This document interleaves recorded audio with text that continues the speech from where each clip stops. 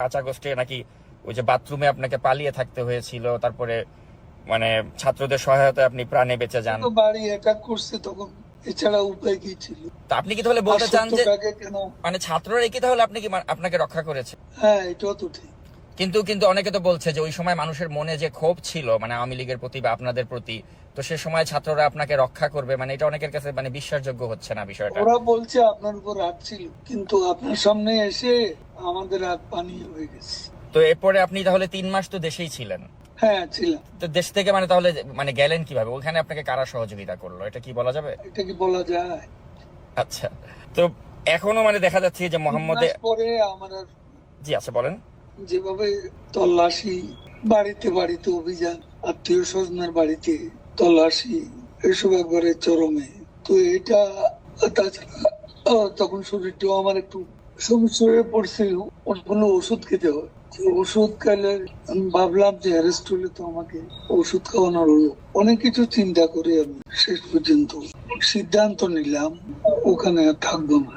তো এই যে 3 মাস যে আপনি থাকলেন, তো এই 3 মাসে তো আপনি নিশ্চয়ই বুঝতে পেরেছেন যে মানে মানুষের মনে যে আপনাদের আওয়ামী লীগকে নিয়ে যে এত ক্ষোভ, এই ক্ষোভটা কি আপনি মনে করেন না যেটা যুক্তিযুক্ত ছিল? কারণ আপনারা এই যে 15.5 বছরে যা করলেন, আপনার কি মনে হয় না যে এটা থেকে আপনাদের 15.5 বছরে পদ্মা সেতু তো আমরা করেছি, 3.5 বছরে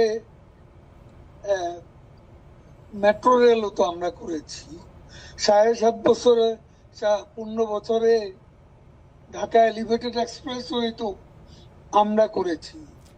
কিন্তু আপনারা যে উন্নয়ন করেছেন, উন্নয়নমূলক কর্মকাণ্ডের নামে যে জনগণের ভোটাধিকার আপনারা যে কেড়ে নিয়েছিলেন, আপনি কি মনে করেন না যে এটা একটা আপনাদের ভুল ছিল? কোনটা?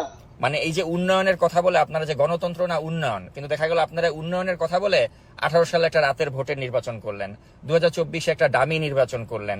তো এই যে জনগণের যে ভোটের অধিকারটা কেড়ে নিয়েছিলেন, আপনি কি মনে করেন না যে এটা আপনাদের একটা ভুল সিদ্ধান্ত ছিল? আলোচনার অপেক্ষা রাখে, সেগুলো চর্চা করার বিষয় আছে, আমাদেরও একটা দৃষ্টিকোণ আছে। কিন্তু আমরা যখন দেখি মোহাম্মদে দেশে দেশে গণতন্ত্রের স্বরূপ সব জায়গায় একরকম নয়। আমাদের দেশে অপোজিশনের যে চেহারা, সেখানে আমাদেরকে একটা ইলেকশন লিগ্যালি করতে হয়, সেটা আমরা করেছি।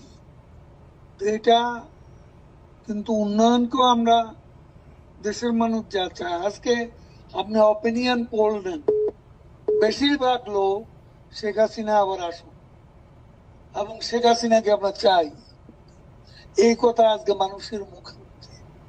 ইলেকশনটা হলে বুঝবেন না, কিন্তু এটা তো আপনি যেহেতু আওয়ামী লীগ করেন আপনি সেটা বলছেন, মানুষ শেখ হাসিনাকে বলবে। কিন্তু পাবলিক পারসেপশন হচ্ছে যে আপনি দেখেছেন যে শেখ হাসিনা যদি সত্যি মানে ওই সিচুয়েশন থাকতো দেশে থাকতেন, ওনাকে তো দেশ ছেড়ে পালিয়ে যেতে হয়েছে। তো এটা কি তার রাজনীতির জন্য একটা লজ্জাজনক অধ্যায় না? আমি এটা মনে করি না।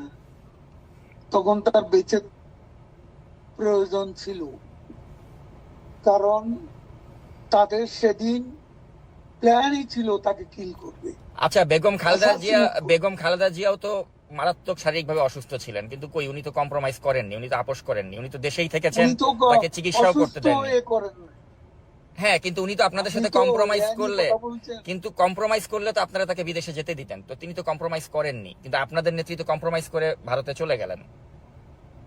কম্প্রোমাইজ করে যায়নি, তাকে বাঁচার দরকার ছিল, সেই জন্য চলে আসছে।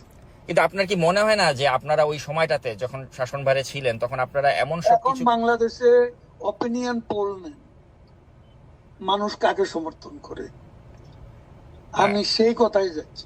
আচ্ছা, সেটা ঠিক আছে, এটা আপনি যেহেতু আওয়ামী লীগ করেন আপনি ভাববেন বা বিশ্বাস করবেন যে আপনার দলের প্রতি মানুষের সেভাবে পাবো কেন? দেশে পাবলিক অপিনিয়ন কোন জায়গা, এটা কি আপনি জানেন না? এখন আপনি একটা দলের সমর্থক হলে তো জানবেন না, এটাই স্বভাব। না, আমি কোন দলেরই সমর্থক না, আমি যখন না আমি কখনোই বায়াস না। You are bias as a journalist, তখন আপনি ঢালাও অভিযোগ। আচ্ছা, সাংবাদিক বলতে আপনারা কি, সাংবাদিক বলতে মানে কারা বায়াস ছিল না? এই যে আপনার নাইমুল ইসলাম খানের মতো লোকরা, বা যারা ওই যে শেখ হাসিনার প্রেস কনফারেন্সে গিয়ে ভালো ভালো কথা বলতো, তাদের কথা বাদ, আপনি নিজেই বায়াস। আমি সবার কথা তো বলছি। আচ্ছা, আপনি আমাকে বায়াস বলেন? আপনি নিজেও তো সাংবাদিকতা করেছেন, তাই না? আপনি নিজেও জানেন যে সাংবাদিকদের কাজ হচ্ছে প্রশ্ন করা। আমি ওই প্রশ্নটাই আপনাকে করছি। তো সেজন্য আমি সে প্রশ্ন করে লাভ তো নেই, প্রশ্ন করে যা নেবেন সেটা লিখতে পারবেন না, কারণ আমি আওয়ামী লীগের যে সেটি সেটা আপনি প্রচার করতে পারবেন না। আমি অবশ্যই প্রচার করতে কথা পারবো, বলার জন্য বলছেন। এবং আমি যেটা কথা আপনার সাথে হ্যাঁ। হচ্ছে পুরোটাই আমি আনকাট প্রচার করব। কিন্তু আমি যেটা জানতে চাই যে আপনাদের কি এখনো কোনো অনুশোচনা বা আত্ম উপলব্ধি হয়েছে যে আপনারা যা করেছিলেন না, সেগুলো সেটা- সঠিক ছিল না? না, আমাদের আত্ম উপলব্ধি, আমাদের আত্মসমালোচনা থাকতে পারে, এবং সেটা নিয়ে আমরা চর্চা করব যখন আমরা দেশে ফিরব, এবং সেখানে আলোচনা করে ভুল হয়ে থাকে আমরা ভুল স্বীকার করব, সেটা দেশে বিদেশে বসে। কিন্তু দেশে কি যাওয়ার মতো বাস্তবতা আপনাদের হবে আদৌ? কারণ আপনাদের নেতাকর্মীরা সবাই তো মানে পলাতকই বেশিরভাগই, কাউকেই তো আমরা দেখতে পাচ্ছি না। আদৌ কি দেশে আসার মতো কোনো সিচুয়েশন কখনো হবে আপনার মনে হয়? The sun rises every day, but the night before. তো আরেকটা প্রশ্ন করতে চাই, আরেকটা প্রশ্ন আপনাকে করতে এটা তো আপনি জানা, এটা ইংরেজিটার বাংলা, একটু ভাবেন। এ ধরনের অবস্থা থেকে we can get out of this মানে আপনার enemy position. হুম এখন আমরা যে অবস্থা আছি, we can get out of the gutter. হুম আমি সেটাই মনে করি। না সেটা ঠিক আছে, আপনি আশাবাদী আপনি গাটারে পড়ে গেছেন, গাটার থেকে you can get out of the gutter, ওই বিশ্বাসটা আপনার আছে। কিন্তু কথা হচ্ছে এই গাটারে আপনারা পড়লেন কেন? হ্যাঁ, এই I can get out of the gutter. হ্যাঁ, তো ওই উপলব্ধিটা কি আপনাদের হয় যে এই গাটারে পড়লাম কেন? গাটারে পড়েছি নিজেদের স্বেচ্ছাচারিতার কারণে, ভোট চুরি করে ক্ষমতায় থাকার কারণে, অপোজিশনকে কোনো স্পেস না দেওয়ার কারণে। তো এই উপলব্ধিটা না আসলে কি আপনি মনে করেন যে বাংলাদেশে আসলে রাজনীতিতে প্রত্যাবর্তন করা সম্ভব? আমি আপনাকে বলছি, মানুষ এখন কেন মনে করছে, এমন আন্দোলনে যারা অংশ নিছে, সেই জঙ্গি উত্থানে, তারাও তো এখন কেন মনে করছে তারা ভুল করেছে? আচ্ছা, তাই যদি হয় তাহলে এই আন্দোলন সঠিক ছিল। মানুষ যদি আপনাদের পক্ষেই থাকে তাহলে আপনারা কেন দেশে আসছেন না? সময় হলে দেখবেন। আচ্ছা, আরেকটা প্রশ্ন একটু আপনাকে করতে চাই যে আপনাদের সময় তো অনেক ব্যবসায়িক দুর্বৃত্ত ছিল যারা আপনাদের প্রশ্রয়ে অনেক টাকার মালিক হয়ে We গিয়েছিল। are waiting with bated breath দেশে আসার জন্য। আচ্ছা, Bated breath আচ্ছা, তো এই যে আমরা আসবো।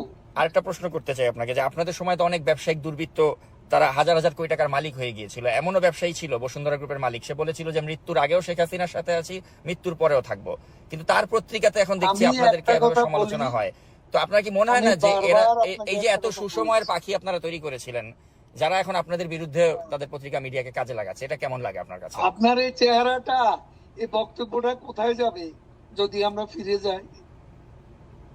তখন আপনার খুশি হতে বলবো। মানে কি আপনারা আবার ওই প্রতিহিংসার রাজনীতি করবেন যে যারা সমালোচনা করছে? এখন একটু এসেন, একটা নিজের রাজনৈতিক একটা ক্যারেক্টার আছে, সেটা প্রকাশ ঘটাচ্ছে। না, আমি সাংবাদিক হিসেবে আপনাকে জাস্ট প্রশ্ন করছি, আমি কিন্তু কোনো আমার you are not journalist, you are bias, partial journalist. আচ্ছা, তাহলে বায়াসড কে? না ওই নাইমুল ইসলাম খানের মতো লোকরা? জার্নালিজমের একটা নিউট্রালিটি থাকে, এটা আচ্ছা। আপনার নাই।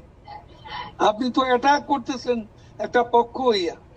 ইউনুসের লোকেরা যেভাবে বলে, ফান্ডামেন্টালিস্টরা আজকে যেভাবে আমাদের বিরুদ্ধে বলে, আপনি তাদের সেই চিন্তা চেতনার প্রতিধ্বনি করছেন। আচ্ছা, এই ধরনের আমার সাথে কথা বলে লাভ কি? আর আমাদের দল নিষিদ্ধ, এখন আপনি এটা তো প্রকাশ করতে পারবেন না দরকার কি আমার ইন্টারভিউ? না, তারপরে আমি যেটা জানতে চাই আপনার কাছে শেষ পর্যন্ত, যে মানে আপনাদের কি মনে না, হচ্ছে আমার না জানার দরকার নেই। যে আপনারা জনগণের No, কাছে? I don't want to talk to you. আচ্ছা, আপনি প্রশ্ন করছেন, তো প্রশ্নের মধ্যে আপনার পার্সিয়ালিটি প্রকাশ ঘটাচ্ছেন। আপনি একটা পলিটিক্যাল ক্যাম্পের সাথে জড়িত, সেটার প্রকাশ ঘটাচ্ছেন। প্রশ্ন এইভাবে করে না। একজন নিউট্রাল জার্নালিস্টের প্রশ্ন এরকম হয় না। আচ্ছা, শেষ প্রশ্ন আপনাকে যেটা করতে চাই, তাহলে আপনারা কি কখনোই জনগণের কাছে আপনাদের অতীত কর্মকাণ্ডের জন্য ক্ষমা চাবেন না? আমি সে কথা জবাব দিয়েছি, শুনতে পাননি। আচ্ছা, আমরা যাই করব, দেশে গিয়ে করব।